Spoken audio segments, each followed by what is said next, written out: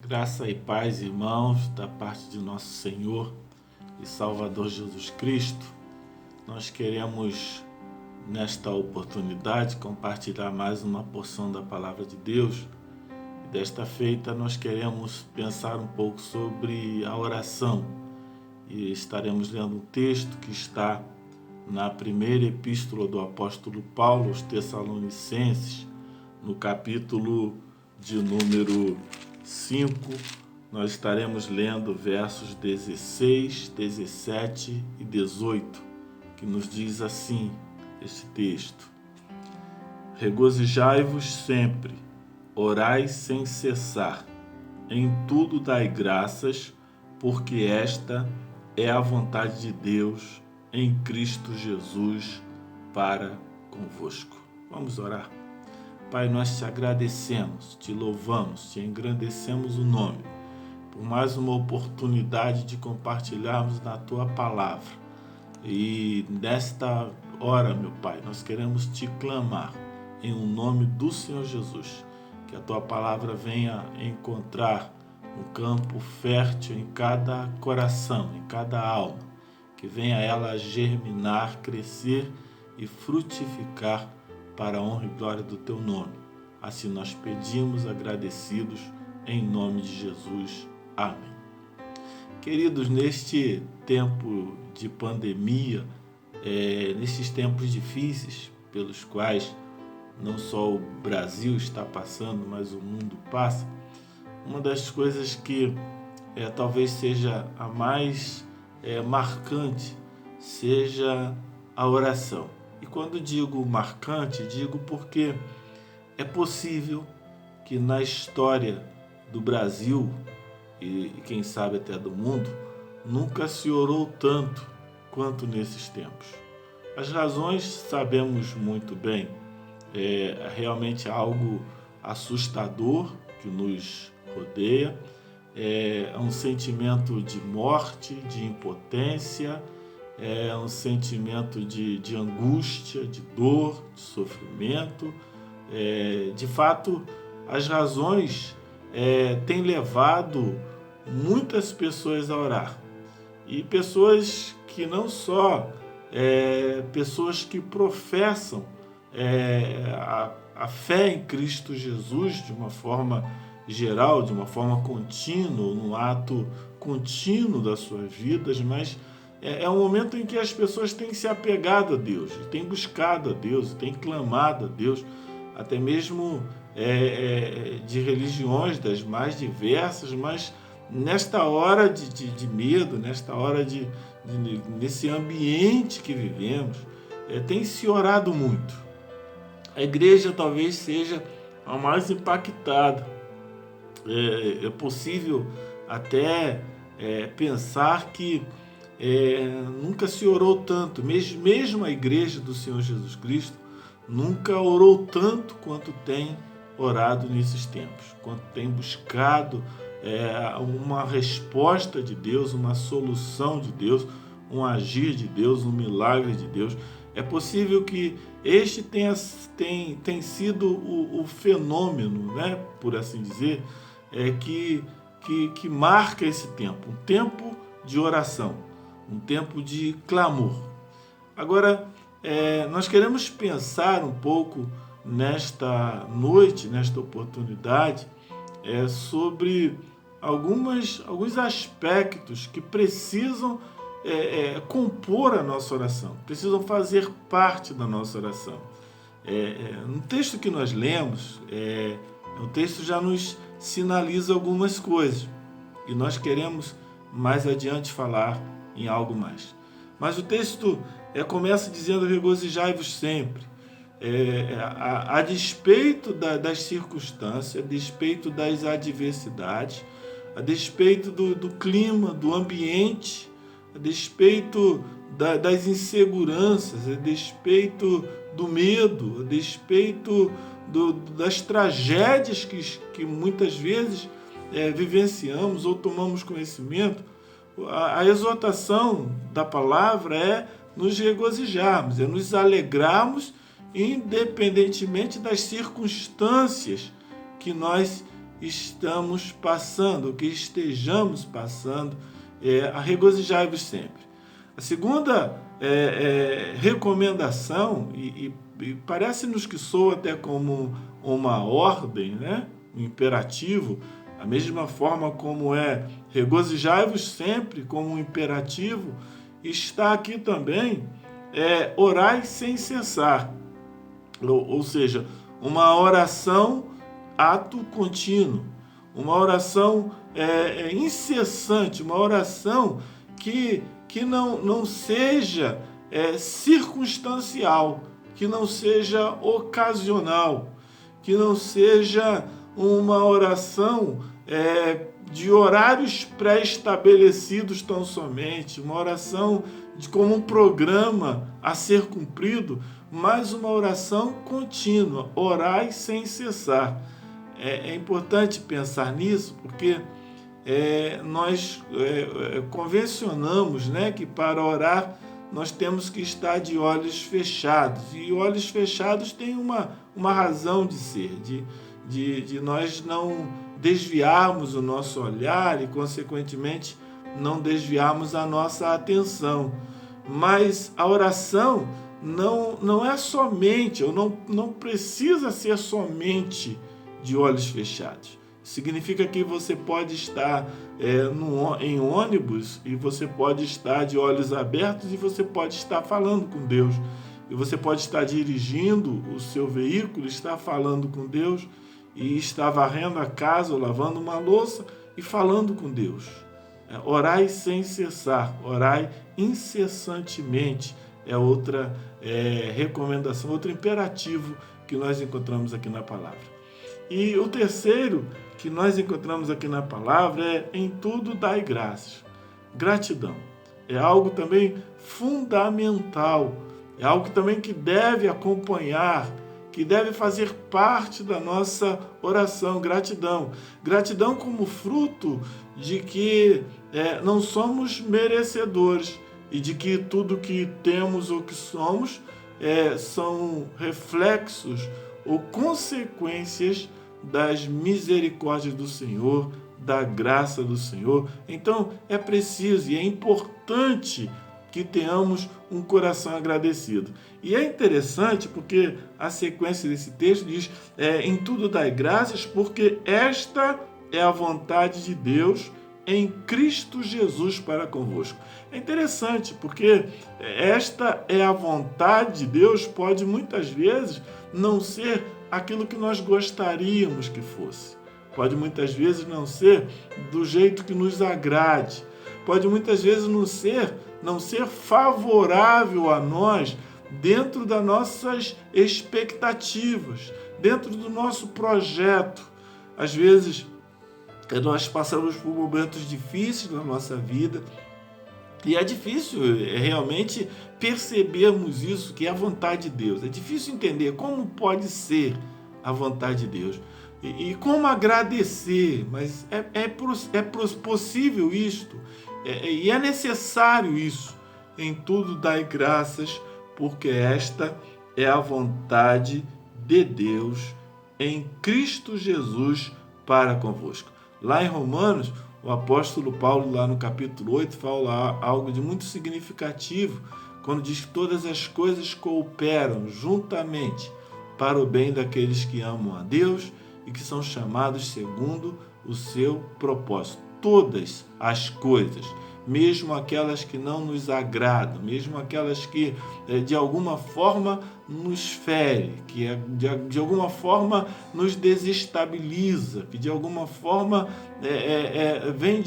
vem contrário aos nossos anseios, mas em tudo dai graças, porque esta é a vontade do vosso Deus em Cristo Jesus. Pois bem, partindo daí, desse imperativo, né, que nós encontramos aqui, que regozijai-vos sempre, alegrai-vos sempre, independentemente das circunstâncias, que orai sem cessar, a todo instante, a todo momento, orando ao Senhor, que dai graças em todas as coisas, sabendo que todas as coisas têm um propósito, segundo o propósito do Senhor Jesus Cristo, ou do nosso Deus. Então, a partir daí, algumas coisas que nós queremos falar algo a mais acerca da oração e que deve acompanhar a nossa oração. Primeiramente, é certo, né? Não podemos nos esquecer da fé. Oração, simplesmente falar com Deus, sem que tenhamos um coração que crer, sem que tenhamos fé no nosso coração de que Deus está ouvindo e de que é poderoso para atender as nossas súplicas ou as nossas orações, certamente não terá a eficácia necessária para que haja o agir de Deus. E nós encontramos isso em Hebreus, no capítulo de número 11, verso de número 6. Veja só o que este texto nos diz. Hebreus capítulo 11, no verso de número 6. E nos diz assim: ora, sem fé é impossível agradar a Deus, porque é necessário que aquele que se aproxima de Deus creia que Ele existe e que é galardoador dos que o buscam. Interessante isso. É necessário que creia que Deus existe. Você precisa crer que Deus existe e que Deus é galardoador, ou seja, Ele é presenteador, Ele é doador, Ele é aquele que faz, aquele que age, aquele que trabalha. Lá no Antigo Testamento diz que é um Deus que trabalha por aquele que neles esperam. Esse é o nosso Deus, aquele que existe, que é galardoador daqueles que o buscam. Então, é importante, é necessário, é fundamental que aquele que ora ou aquele que ore tenha fé que Deus existe e que é galardoador daqueles que buscam a Ele. E é interessante aqui diz uma coisa, que diz que sem fé é impossível agradar a Deus. Ora, a lógica nos diz que se nós agradarmos alguém, nós seremos certamente que melhor atendidos, certamente que nos atenderá com mais prazer, certamente que seremos atendidos de uma forma mais eficaz. É importante que aquele que se aproxima de Deus, que busca Deus, creia que Ele existe e que é galardoador daqueles que o buscam, porque assim nós estaremos agradando a Deus através da fé.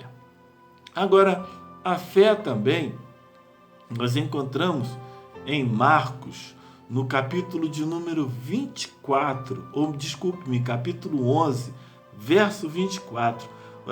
Olha o que nos diz esse texto acerca da fé. Marcos capítulo 11, no verso de número 24.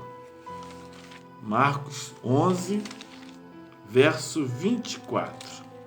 Olha o que o texto vai nos dizer aqui, falando ainda acerca da fé.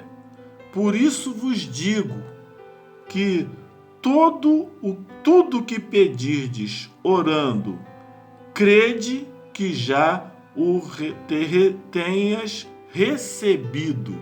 É fundamental que ao orarmos, creiamos que já temos recebido do Senhor. É isso que o texto nos diz aqui. Agora, nós vamos ver também em Tiago, capítulo de número 2, verso de número 26, que vai nos dizer que a fé é algo prático. A fé não é apenas de palavras, mas é uma fé de atitude. É isso que Tiago nos diz aqui no capítulo de número 2, verso 26, quando ele diz o seguinte: porque assim como o corpo sem espírito está morto, assim também fé sem obras, ou seja, fé sem atitudes, é uma fé morta. Então a fé é algo que carrega em si atitudes, é algo que carrega em si decisões, é algo que carrega em si algumas coisas que não seja tão somente esperar que aconteça, mas crer é fazer com que algo aconteça, porque crer é também fazer, é realizar pela fé. E nós vamos pensar ainda em outro aspecto da fé, que é a humildade. No Salmo de número 138, Salmo 138, no verso de número 6, olha o que nos diz esse Salmo 138, verso de número 6. Nos diz assim, ainda que o Senhor é excelso, atenta para o humilde, mas o soberbo, ele conhece-o de longe. Não dá para entender uma fé que não seja carregada de um sentimento de humildade, um sentimento de impotência, de incapacidade, de imerecimento, um sentimento de alguém que é extremamente dependente de Deus. Não se concebe uma fé que arroga daquilo que demonstra um sentimento de soberba, de vanglória, como se fosse merecedor ou como se fosse, em muitos momentos, até mesmo senhor sobre Deus, como do tipo, eu exijo, eu quero, tem que fazer, ou até mesmo colocando as suas prerrogativas, seus currículos. Eu vou à igreja, eu dou dízimo, eu vou ao monte, eu faço isso, eu faço aquilo, como se Deus fosse obrigado a fazer alguma coisa. A fé é algo que nos leva e que tem que ser, melhor dizendo, acompanhado com um sentimento de humildade diante de Deus, de alguém que reconhece que precisa de Deus, de alguém que reconhece a extrema necessidade de Deus. Em Mateus, capítulo 6, a partir do verso 5, fala que a fé também, essa humildade, ela leva-nos a uma atitude diante de Deus que é de não aparecer, de não nos sobressair, mas deixar com que nos colocarmos diante de Deus com um sentimento de humildade tal, para que Ele age, sabendo que Ele é Senhor e nós somos servos. Veja o que diz aqui. O texto diz o seguinte, Jesus falando: quando orardes, não sejais como os hipócritas, pois se comprazem em orar, têm prazer em orar nas sinagogas e nas esquinas das ruas, isso para serem vistos. Diz o texto, para serem vistos pelos homens. Em verdade vos digo que já receberam o seu galardão. Ou seja, se ora para aparecer, se demonstra uma fé para aparecer, para sobressair-se, para ser bem visto pelas pessoas, será elogiado por essa fé ou por essa demonstração de oração. E aí, diz o texto, já recebeu o seu galardão. Não era isso que queria? Não queria aparecer? Já apareceu, foi elogiado, já recebeu o seu galardão. E o texto continua dizendo, mas quando orardes, entra no seu aposento, fecha a tua porta, ore a teu Pai que está em oculto, e teu Pai que vê secretamente te recompensará. Orando, não useis de vãs repetições. Não pense que é por oração grande, por oração, palavras bonitas, palavras que vão comover a Deus, que vão emocionar, que vão provocar Deus, porque as palavras são bonitas, são floridas. Não, não é isso. Não é pelo muito falar, diz assim. Não sejam, então, como os gentios, não usem de vãs repetições, pensando que é pelo muito falar que serão alcançados, ou que serão atendidos. Não é por isso. Daí, mais uma vez, o sentimento de humildade.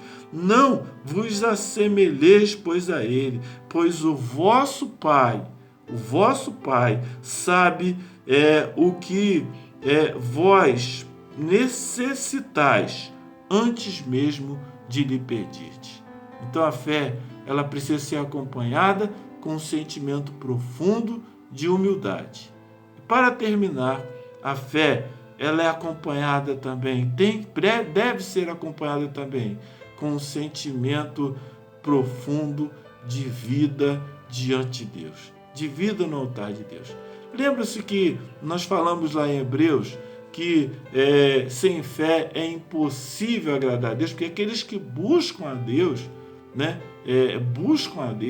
eles precisam buscar com fé, é preciso agradar a Deus é uma necessidade.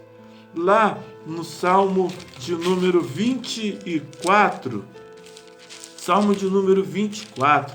versos de número 3, deixe-me achar aqui, Salmo 24, versos de número 3 a 6, encerra uma pergunta aqui. Quem subirá ao monte do Senhor? Ou quem estará no seu santo lugar?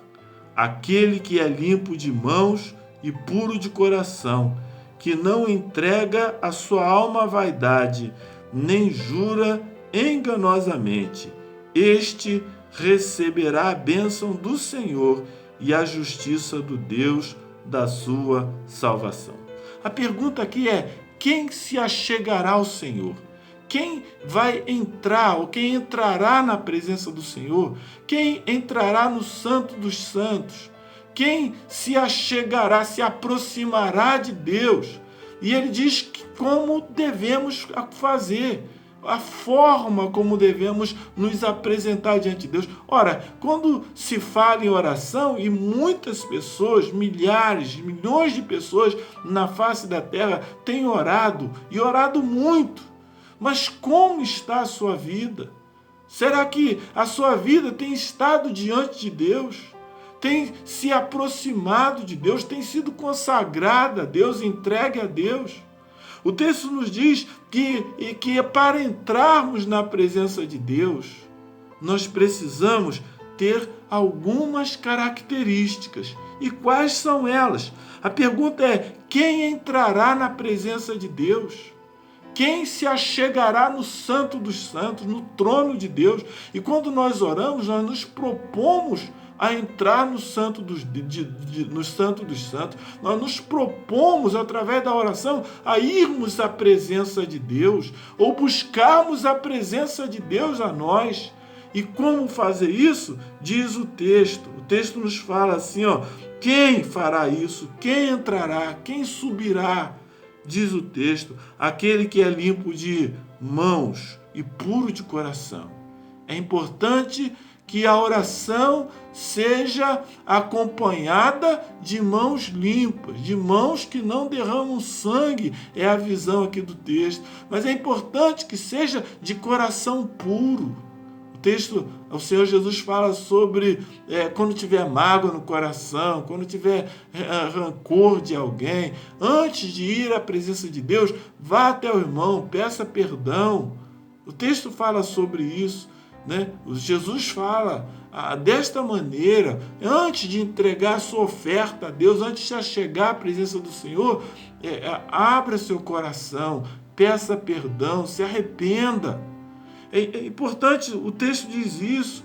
Quem tem mãos limpas não derrama sangue. Quem é puro de coração, diz o texto, quem não se entrega à alma vaidade, não é desprovido de toda arrogância, de toda soberba, de toda vanglória, de todo sentimento de maioral, de todo sentimento de altivez.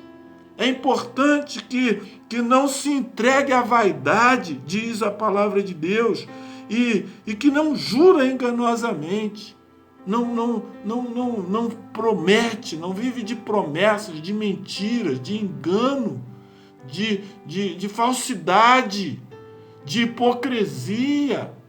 É importante que a nossa oração seja desta maneira, com uma vida consagrada ao nosso Deus.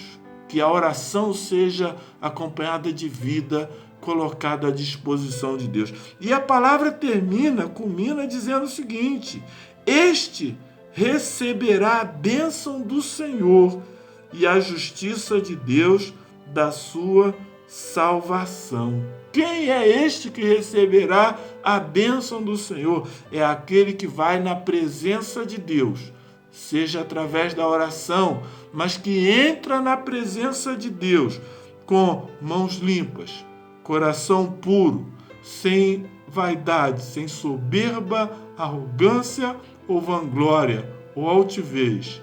Aquele que faz dessa forma, que não jura enganosamente, que não vive de engano, de mentira, de algo que não expressa a realidade do seu coração. Este, diz a palavra, receberá a bênção do Senhor e a justiça de Deus para a sua ou da sua salvação. Então, para que a oração tenha maior eficácia, para que a oração possa alcançar a Deus, alcançar o coração de Deus, e para que as bênçãos de Deus sejam derramadas sobre a minha vida, sobre a sua vida, precisamos nos regozijarmos, precisamos orar sem cessar, precisamos dar graças a Ele em todas as coisas, precisamos crer, ter fé, precisamos nos humilhar perante Ele, para que Ele, a seu tempo, nos exalte. Precisamos nos apresentarmos diante dEle, nos consagrarmos a Ele, com mãos limpas, coração puro, sem soberba e de forma que não haja engano. Que sejamos sinceros e verdadeiros diante dEle, e assim Deus haverá de nos abençoar rica e abundantemente. Que assim seja a minha vida, a sua vida, que o Senhor, então, desta maneira, nos abençoe rica e abundantemente. Que Deus abençoe a sua vida, que Deus abençoe a sua casa, Deus abençoe a sua família, que Deus abençoe o Brasil, em o nome de Jesus. Amém.